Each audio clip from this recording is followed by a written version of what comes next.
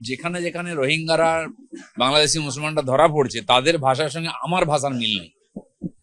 তো পুলিশের ধারণা হয়েছে যে আমরা যে কথা বলছি পশ্চিমবাংলার লোক, তার সঙ্গে ওপার বাংলা থেকে আসার লোকেদের ভাষার মিল নেই, তাই তারা বাংলাদেশি ভাষা বলেছে। এই সমস্ত যারা দিয়েছেন তারা অশিক্ষিত, অর্বাচীন, এবং এদের ট্রেন আপ করা হয়েছে যে গোটা দেশে হিন্দি চালাতে হবে, হিন্দি চাপিয়ে দেওয়ার একটা সুকৌশল হচ্ছে এইসব কথা বলা।